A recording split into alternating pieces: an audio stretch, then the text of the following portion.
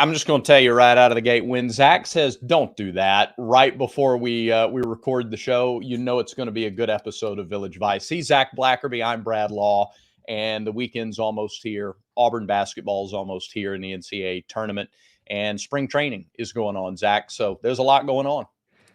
There is. Nothing in Lexington, though. They're not playing basketball anymore. No, they're not. Like, they may just stop playing basketball, period.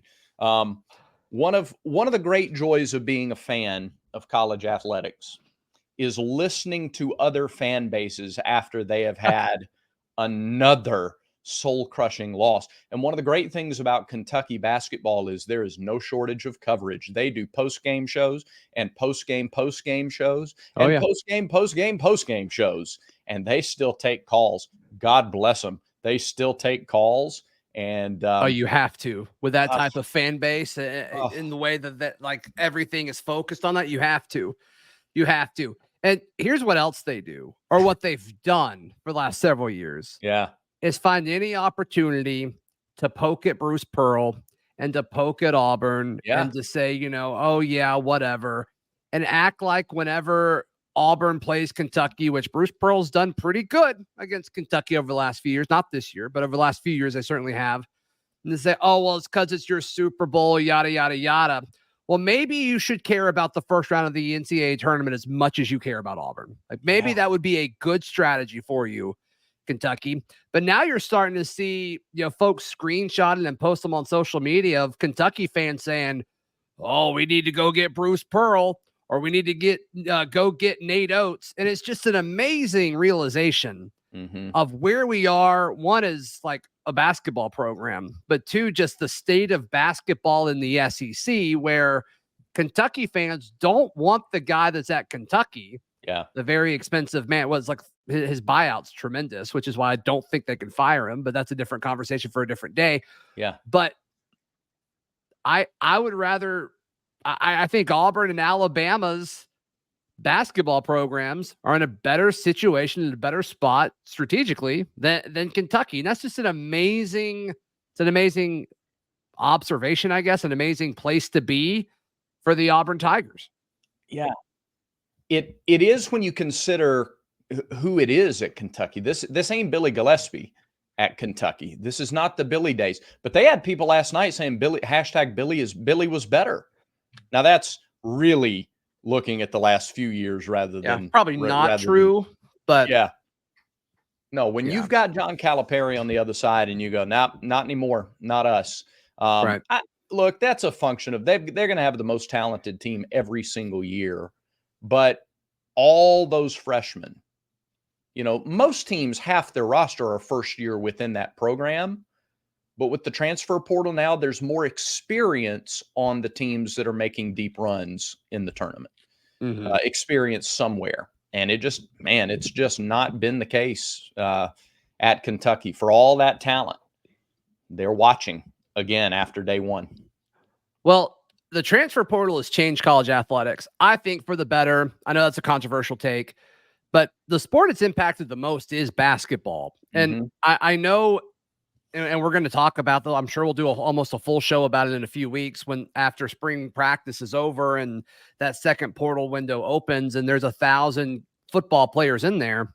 But a lot of those guys weren't playing, or a lot of those guys were role players. At basketball, one player has so much more of an impact on the game than like anybody that doesn't play quarterback. Yep. And so you look at Auburn's roster and it's filled with guys that have been transferred. And you're telling me 2 years ago, like Auburn adding Janai Broome, that's way better than virtually any freshman in that class from a year ago. That's just kind of the nature of it. And so we've seen some coaches adapt. Bruce Pearl, Coach Cal, even after last night's game, he's like, yeah, that's been my style. That's just my style. That's just kind of what I do. And it's like, well, what you're doing right now, Dabo Swinney, is losing, and you're not able to kind of keep the same level of competition as what you've been doing throughout your entire career because you're refusing to adapt and you're getting left behind. I'm okay with it. Don't adjust, Kentucky. I'm okay with it because the guy at Auburn is adjusting, and I think he's done an incredible job with it. Yeah, there's no question. And we've seen an adjustment even the last couple of years. Like last year's team had some highly touted and talented freshmen, but they weren't ready to be the role players as freshmen that Auburn needed them to be to have success that year as a Sure. program.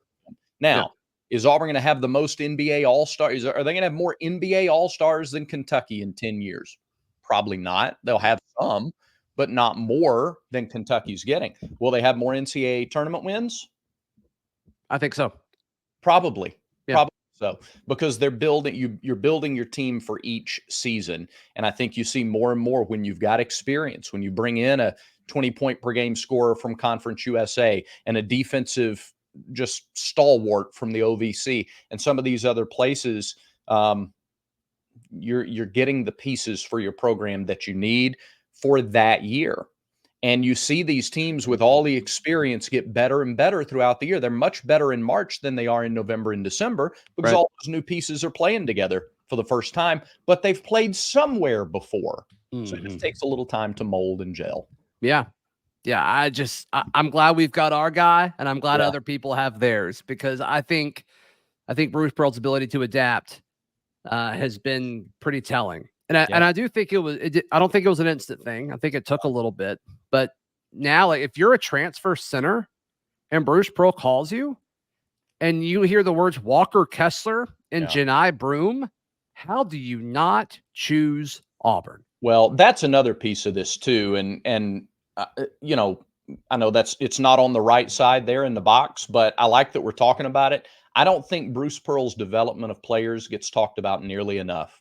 Chuma Okeke was thought to have NBA talent, but when he came in, I don't think anybody expected him to be a mid-first round pick. He developed. He got better at Auburn. Isaac Okoro was thought of as a one-and-done guy when he got to campus. Not high first round, one-and-done, but a one-and-done guy. Sharif Cooper, NBA after 1 year. JT Thor, NBA after a year. Walker Kessler, again, thought of as an NBA guy, not as high as he went. Jabari Smith, that's different. Jabari was thought of as a high lottery pick from day one. But Janai is maybe the best example of this. You take the defensive player of the year from the Ohio Valley Conference, and he turns into the best big man in the SEC. And a guy who, were it not for Dalton Connect having the season he had, would have been in the SEC Player of the Year discussion and near the top of it, if not at the top of it. It's also harder to do that as a center than it is like a wing player, too. 100%. But, you know, Janai's development is the latest in a long list of examples of guys who develop and get better and increase their pro potential under Bruce Pearl and his staff. Well, once again, just like the centers around the bat, like Dylan Cardwell, dude. Like, I mean, this is a guy who's just kind of, you know, one of those guys you add to your class and you see what happens. And not only physically, but his post moves, I mean, his presence around the basket, he is just transformed. I mean, he's a different human being than he was probably even 2 years ago, Brad, let alone when he got here, you know, whenever that was. I forget what year that was. But Anthony McLemore, the same way. It's just, if I'm a center and Bruce Pearl's calling me, I am coming to Auburn. Yeah. Jared Harper, Bryce Brown, same thing. The guys that they've had at the G League, the careers they've had at the G League level, even if guys aren't cracking into the NBA, these are not guys who you thought of as surefire, can't miss NBA prospects. But they come here and they get better. Now, it's not the players have to do the work. You have to invest the time and the work and believe in yourself and all those things. But, you know, we talk about Bruce's charisma. We talk about his energy and his motivational ability, but I don't think it gets talked about enough, the fact that actual on-the-court development is happening consistently within the program, and there are loads of examples. Right. All right. Let's talk about Auburn and Yale specifically next. Ignore the stuff on the right side of the screen. Just ignore it. We were going to talk about the SEC schedule. We started bashing on Kentucky, and now you're with us. We're here. We're here. So that's coming up. Today's show brought to you by our friends at mybookie.ag. MyBookie, they're willing to give you some extra money to bet with. It's March. It's madness. It's the NCAA tournament. They want to make sure you're ready to rock and roll. And look, you're a little late to the party. Let's be honest, but you're not too late. You're like fashionably late. So go sign up today. MyBookie.ag. Use promo code NEXTROUND when you put the promo code in, make sure the volume on your computer is up because it goes bloop, bloop. It doesn't really, but you can pretend. You can just audibly do it yourself. But that's extra money being added to your account. MyBookie.ag. Use promo code next round. Auburn versus Yale. The fact that the SEC just totally, whatted all over the place yesterday. Yeah, we're changing the sheets today in the SEC.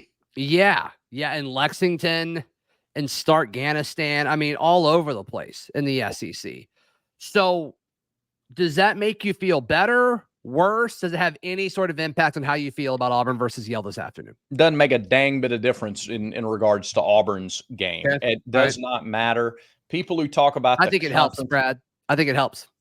If anything, yeah. I don't think these players and coaches are thinking at all about the SEC. They may use it as motivation, and that's where the help comes in. But, Mississippi State getting matched up against Michigan State was a bad matchup for Mississippi State. Kentucky and Oakland, I don't know what to say there. It's now Kentucky. It's a trend now for Kentucky. It's not an anomaly. It's sort of it's kind of their identity at this point. Who was the South Carolina? Oh yeah, they lost Oregon. That's right. Yeah, certain styles really have success against South Carolina. Like Auburn beat them by an average of 35 points this year. So certain styles are just. It is all about the matchups, and so Auburn's matchup with Yale. Yale's going to try to slow it down and limit possessions. Yale's got a really good big man, but Auburn has more depth and a better big man. So it's talent and coaching, and I have a lot of respect for Yale's coach. He's been there. He's like the 5th or 6th longest tenured coach in Division I. But how would you describe his coaching style? Does he Yale a lot, or is he more calm? He's more calm, Zach. Okay, he doesn't Yale a ton. That is Yale players. No, not all the time. All right, so asking questions. I understand. That's a good question, though, Brad. I think it helps because now, I think this team never really struggled with motivation to begin with. But if you're Bruce Pearl, you can point to South Carolina, and you can point to Kentucky, and you can point to Mississippi State and say, like, hey, two of these teams beat us. One of them you beat twice, but it was close, that second time. Like, you can slip up. Like, you're not safe. And I think that extra jolt of kind of being able to point back to yesterday and say, like, these teams want to beat you. Like, these teams, Yale would love to beat the SEC tournament champion. And like Oregon would love, to beat one of the top teams in the SEC. So they did. Yeah, that's right. Oregon, South Carolina. Yeah. So that I think that messaging from the coaching staff, not that this team struggles to be motivated. I think they're pretty fired up, but I think a little bit more is not going to hurt. There's nobody better than Bruce Pearl at motivating his bunch. And he's been banging the drum since the draw came out that, these Ivy League teams have had success in the NCAA tournament. I think that's what he's using first to get the attention of his team. I think he's still going to play they don't respect you. They gave you a 4 seed. Not if you watch. So Auburn put out on their War Eagle Plus platform for free about a 25-minute episode of The Flight, and it followed senior day through the SEC tournament. Okay. And it shows a clip of Bruce in the locker room before I think it's before one of the SEC tournament games, talking about how they still don't respect you. They didn't pick you at the top. They picked you lower than where you finished. They didn't pick Auburn, not Auburn. And that when he yells not Auburn at him, something about that just kind of got to me a little bit. Because that's going to be his call now throughout the tournament is they didn't give Auburn a 2 seed. They didn't give Auburn a 3 seed, not Auburn. Right. No, you're a 4. You're 1,000 miles away from everybody out in Spokane, and you're 4. You're the SEC tournament champion, and you're 4. And I think that motivation should be all they need to come out and tear the place down. Yeah, this team mentally, they seem like they're on a mission. So I'm not like too concerned about the motivation factor. Once again, I can't stress that enough. But having extra in the bag for this coaching staff, I just don't think it's a bad thing, Brad. Doesn't hurt. Doesn't hurt. That's for sure. You know what does hurt? What? if you're trying to groom personally, you're trying to, personally groom your person, and you don't have the right equipment, you get nicks, you get cuts. Yeah, sends a shiver up your spine just thinking about it right now. And that is why you need Manscaped. Our friends at Manscaped give you 20% off and free shipping if you use promo code VICE. And I can tell you that when you use Manscaped, you will catch spring fever because they've got the Lawnmower 5.0 Ultra. It's almost lawnmower season outdoors. Sure. You need lawnmower season indoors. Lawnmower 5.0 Ultra, 5th generation trimmer, 2 interchangeable next-gen skin-safe blade heads. Standard, take a little off the top. New foil blade to go smooth wherever you want. It's got the dual LED spotlights, and it's waterproof. You can shower in the bath. You can shower in the shower. You can shave in the ocean. Shave in the bath. Shave wherever you want. I love this thing. Comes in a compact case. I take mine with me wherever I go.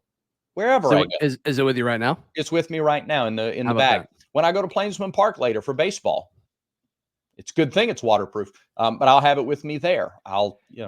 It's everywhere. So got it. Plus, there's the Beard Hedger Pro Kit and Handyman Electric Face Shaver. If you need to do a little spring cleaning above the belt, get this area nice and clean. 20% off and free shipping. Manscaped.com. Use promo code VICE and thank us later. Can I make a slight amendment to your read? I think you missed a layup, pun intended. Please do. Say it's lawnmower season outdoors. And it's also lawnmower season in drawers. Indoors and in drawers. That's good. Just kind of maybe type that into the copy next time if you want. You don't have to. I like it. I like that suggestion. Just a suggestion. I appreciate the assist. Yeah, there you go. Who needs to step up today? We've talked a lot about Janai Broome, obviously, but who needs to step up for Auburn versus Yale?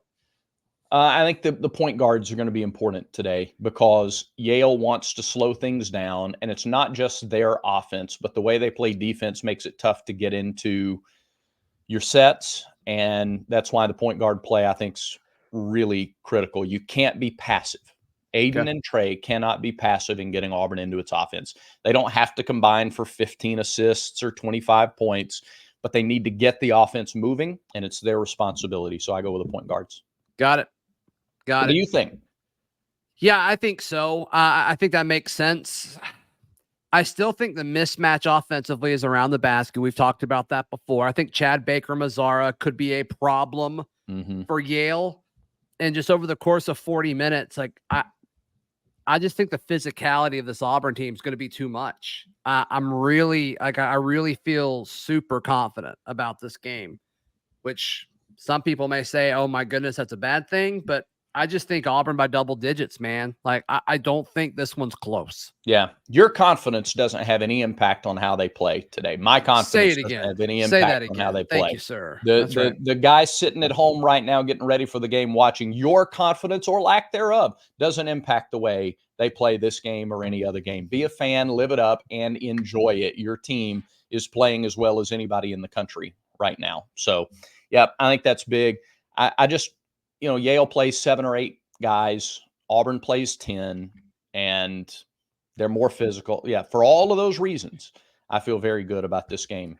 So for 40 minutes, it's so much. Right. It's so much. And we've seen during this tail end, it's like, oh, Auburn's going to win a close game. And then the last 10 minutes, they run away with it because, they're doing that against teams that are a lot better than Yale. So. Are there any games yesterday that really surprised you? Like Kentucky losing to Oakland wasn't a big surprise. BYU. I had BYU in my Final Four.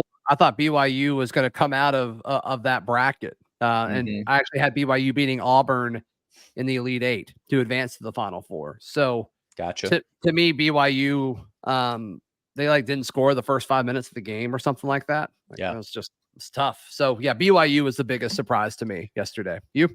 I think I was surprised that Tennessee came out and handled business the way that they did against St. Peter's. Not because I thought St. Peter's was going to be an upset pick or anything like that, but Tennessee lost its last 2 games. And usually going into the tournament on a losing streak, you just don't look as good as Tennessee looked. So that was a surprise. And NC State, not a surprise, but look out, because they're hot, man. When you do what they did in the ACC tournament, it's tougher to find a challenge bigger than that the rest of the way. It's like when UConn won the whole thing, 10 years or so ago. They got hot at the right time. Mm-hmm. And when you cross a certain threshold, it's tougher to put it in Auburn football context. After Auburn football in 2010 beat Alabama in Tuscaloosa, everybody knew they were going to win the national championship, because no game they played the rest of the way was harder than that. Mm-hmm. And so I would say NC State is a supremely dangerous team for the rest of this tournament. NC State right now reminds me more of the 2019 Auburn Tigers than this year's Auburn Tigers do, just as far as them kind of peaking at the right time. So, yeah, they're a team to watch for sure. So, Brad? Yeah. Hopefully we're talking about more basketball next time we do this show. Yes, I hope so. And I expect that to be the case. Certainly hope it's the case. I want to say one other thing real quick about the games last night. I went to sleep before the Samford-Kansas game was over. So I didn't see the horribly blown call until I woke up today. Mm-hmm. If we're talking about dynamic pricing at fast food restaurants and movie theaters, can't we get a dynamic replay review process? If there's a call that is so obviously wrong, why do we still need, well, that's reviewable, that's not reviewable? Why, if can we not have one person or a team of 3 people objectively in New York or wherever else watching a game with a wireless communication system buzz down and go, hey, no. Everybody in the world can see this call was wrong. And in the interest of doing the right thing and making the right call, we're going to reverse it. Why do we not have that? How in the world is that not a thing? It wouldn't have mean Samford won the game. They would have had the ball with a chance to tie or take the lead. Yeah. So I just the fact that this is a much larger rant for another time, but that's just the way it is. That's protocol. We're living in a dynamic world. Mm-hmm. And I think we ought to be able to make more things dynamic. I get it. Okay. I feel better now. Good. I think that does it for today's show. It does. Thanks, everybody, for watching. Remember, everyone has vices. Make sure Village Vice is one of yours.